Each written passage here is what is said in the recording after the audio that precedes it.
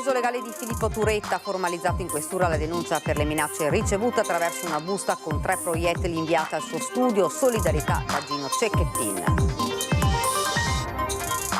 Minaccia e aggredisce la ex moglie con un coltello davanti alla figlia che chiama la polizia. L'aggressore, ora in arresto con divieto di avvicinamento, non potrà entrare nel territorio comunale di Chioggia. Daspo urbano per i 2 ragazzini che si sono presi a calci e pugni fuori da scuola a San Donà di Piave. Atti di violenza come questo non sono ammissibili, così l'assessore alla sicurezza Ceresera. Con il risarcimento ai prossimi congiunti si è conclusa dal punto di vista legale la vicenda della tragedia stradale in cui a Lido di Venezia perse la vita un ex croupier del posto. Caso Keybox e affittanze turistiche a Venezia, interviene il Ministero e poi il Prefetto. Gli ospiti delle locazioni brevi dovranno essere accolti da persone non da remoto. Plateatici a Venezia, 9 regole tra stop e agevolazioni per le attività artigianali tipiche, semaforo rosso per chi lavora col turismo, mordi e fuggi il provvedimento della Giunta Comunale. Anche nelle isole della laguna la gioia del Natale illumina e scalda gli alberi e le piazze. Il primo albero di Natale è stato acceso davanti alla chiesa di San Nicolò grazie all'associazione Amici per San Nicola.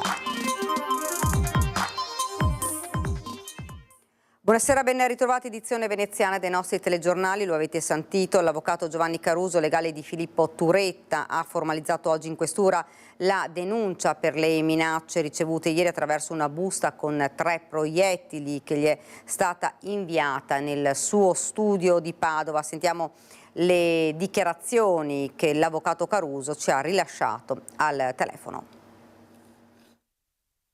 Ho ricevuto attestati di vicinanza, condivisione e solidarietà da moltissimi, da molti colleghi, da istituzioni, e non posso ovviamente che compiacermi ed essere particolarmente grato a tutti per questo.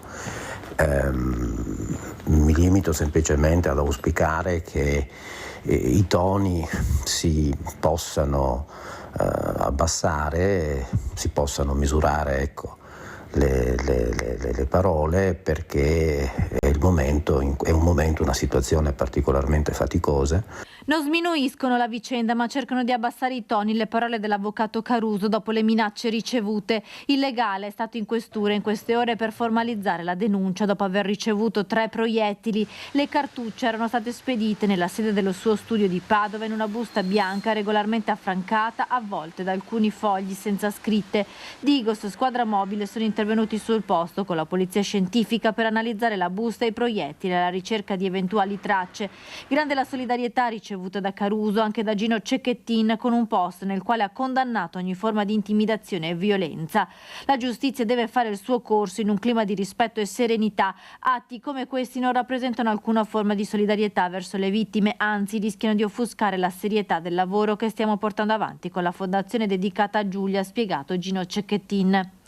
Ritengo che sia il modo migliore di far decantare una situazione così difficile, quello di essere tutti consapevoli che ognuno ha il proprio ruolo e che questo ruolo va rispettato fino in fondo. Ecco, questo ovviamente in un paese civile. Ho ricevuto ovviamente anche l'attestato di solidarietà, questo ci tengo a sottolinearlo, da parte dei colleghi delle parti civili, delle vittime, quindi la cosa mi ha particolarmente confortato e fa seguito, vorrei sottolineare, anche a quell'occasione di distensione, a quel gesto di distensione che ho avuto personalmente con i familiari di Giulia Cecchettin nel corso dell'udienza del 3 dicembre.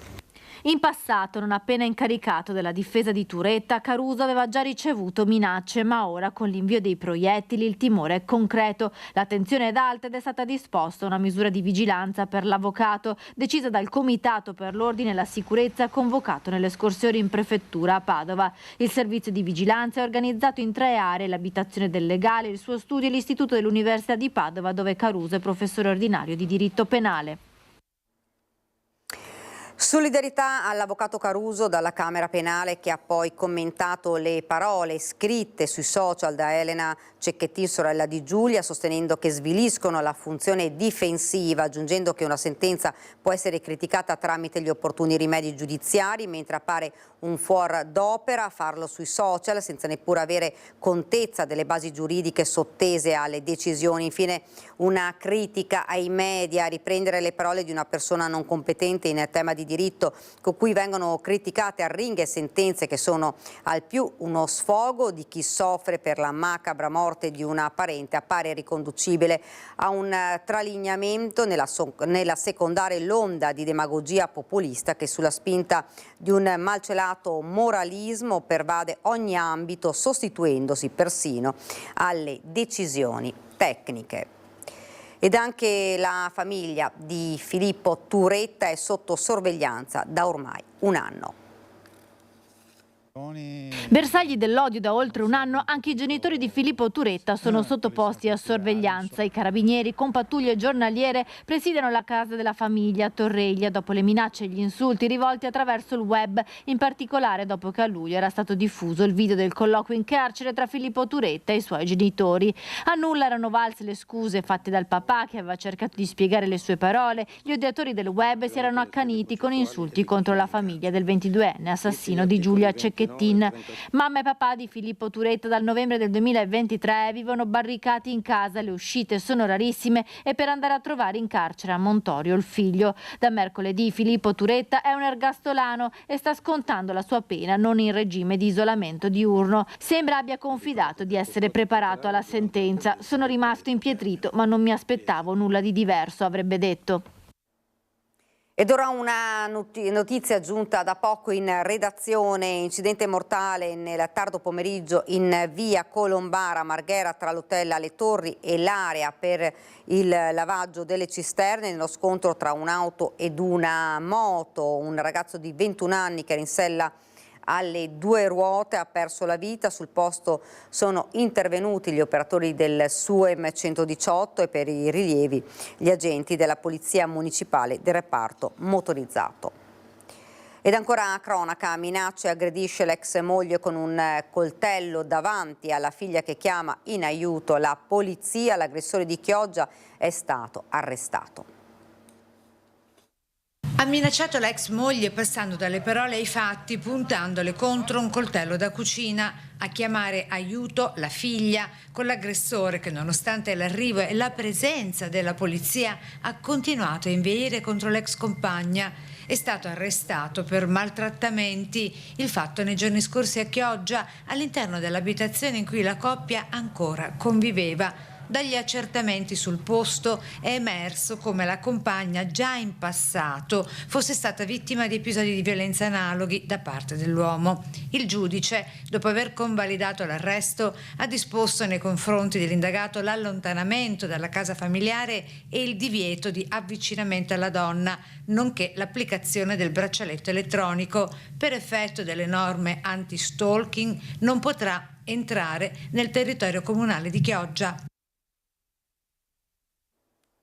Sta facendo il giro del web un video in cui due ragazzini a San Donà di Piave si prendono a calci e pugni davanti alla scuola.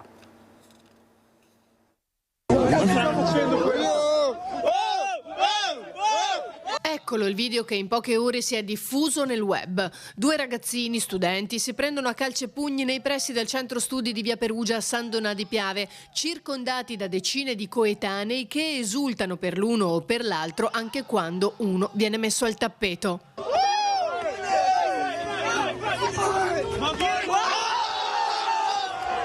Più che una rissa sembra una sorta di sfida o un regolamento di conti, ripresa da un cittadino che l'ha postata poi su Instagram e che non è passata inosservata agli agenti della polizia locale, che si sono immediatamente messi sulle tracce dei due ragazzi. Grazie all'analisi approfondita delle immagini, due sono stati identificati in breve e sanzionati. Il comune ha fatto sapere che per tutelare la libera fruizione degli spazi pubblici antistanti gli istituti scolastici, garantire l'incolumità degli studenti e prevenire prevenire il ripetersi di questi episodi, ai due è stato applicato un DASPO urbano con ordine di allontanamento dagli stessi luoghi, a eccezione del tempo strettamente necessario per consentire la frequenza della scuola.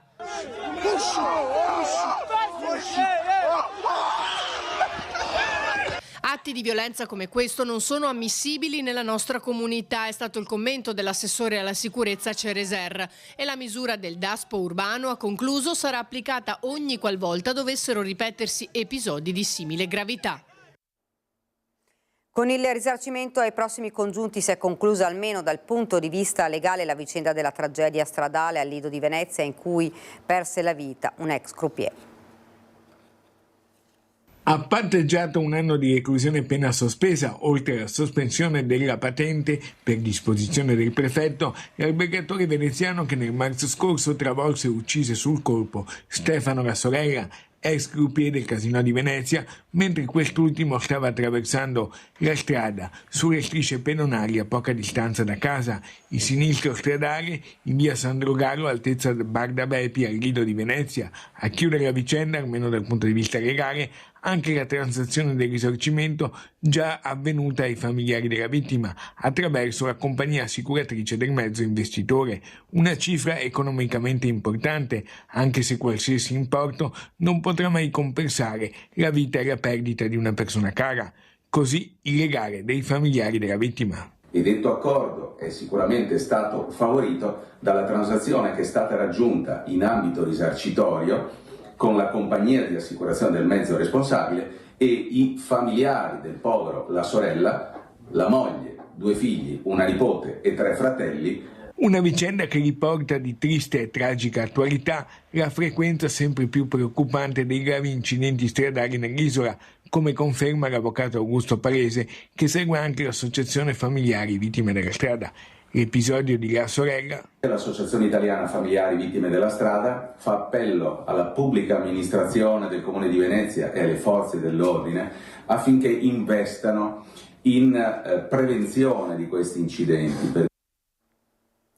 Caso K-Box e affittanze turistiche a Venezia, interviene il Ministero e poi il prefetto. Gli ospiti delle locazioni brevi dovranno essere accolti di persona e non da remoto.